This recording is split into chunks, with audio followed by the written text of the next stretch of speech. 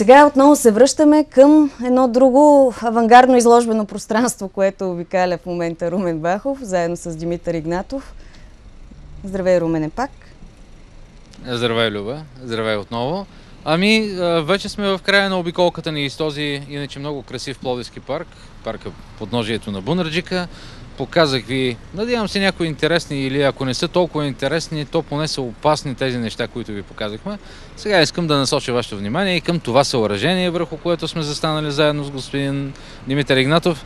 От одеве си мислим и разсъждаваме какво е всъщност това съоръжение.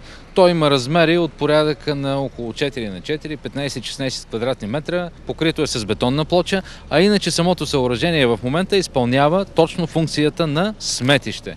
Дали единствено и само хората, които посещават парка, си изхвърлят боклуците тук, в този отвор, чието капак, разбира се, е откраднат отдавна, не е ясно, или хора, които живеят наблизо, го ползват, също не е ясно, но тук е пълно с толкова много мръсоти, че просто нямам думи да ви опиша какво виждам вътре. Някои подробности и някои от нещата, които виждам, със сигурност ще ви ги спестя. Пак казвам, тук няма капак, съоръжението е особено опасно за онези, които нощем бродят из парка. Надявам се да не са много тези, които бродят из парка, незнайно защо. Нека все пак да внимават.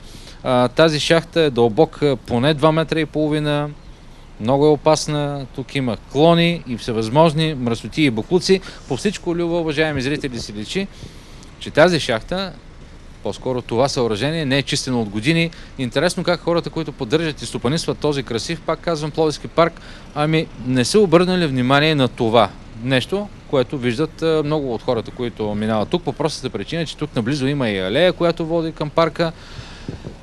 И не мога да разбера кой, кога и как би си направил труда да го изчисти. Наскоро си спомням, че имаше поредна инициатива да почистим Пловдив в един от съботните дни. Вероятно, до тук не са стигнали желаящите да участват в почистването на града.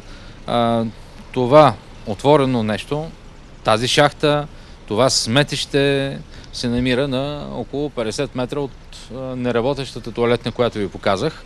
Лика при лика са си и двете, и неработещата тоалетна, и тази яма пълна с толкова много боклуци, че не мога да ви опиша. Искрено се надявам обаче, че общинската фирма, която си грижи, поддържа и стопанисва парковете в Пловдив, би си направила труда, ако не да изчисти тази яма пълна с мръсоти, то поне отгоре да сложи един метален капак, който по някакъв начин да я обезопаси и да спре миризмата, която се носи от тук. Люба, искам само да ти кажа накрая, така изглежда парка, той явно си има две лица.